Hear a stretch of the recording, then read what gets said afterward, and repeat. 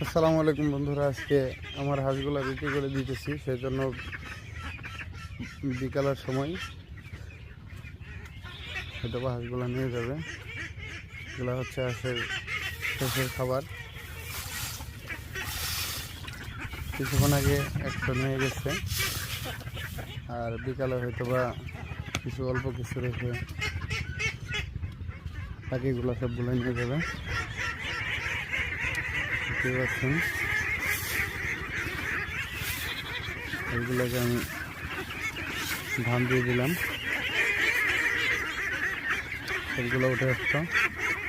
এখান থেকে কাকলি জাতের কিছু হাঁস হয়তো বা আমি রাখতে পারি, যেগুলোর বুক সাদা এবং শরীর পা থেকে কালো।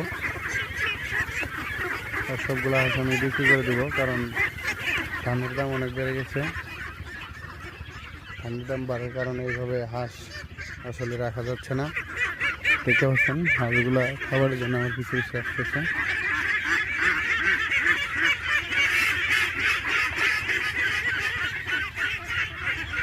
হাঁসগুলো শেষ পর্যন্ত রাখতে পারলাম না, তবে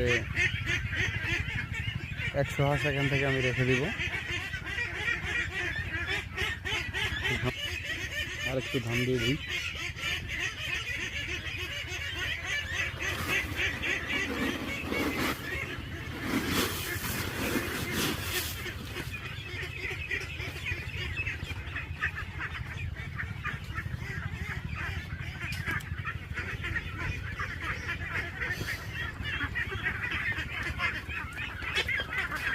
এখানে হাঁসগুলো অনেক সুন্দর খাইতেছে বলের ভিতরে পানি দিয়ে,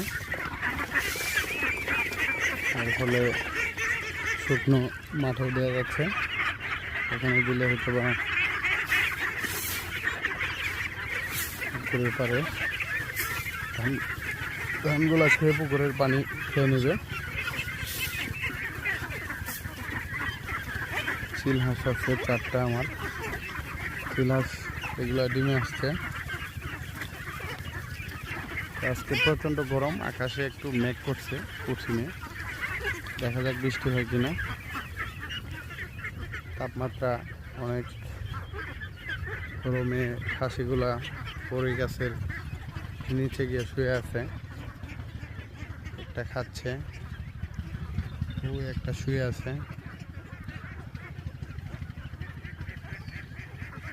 আর ওইদিকে পানির খুবই সংকট।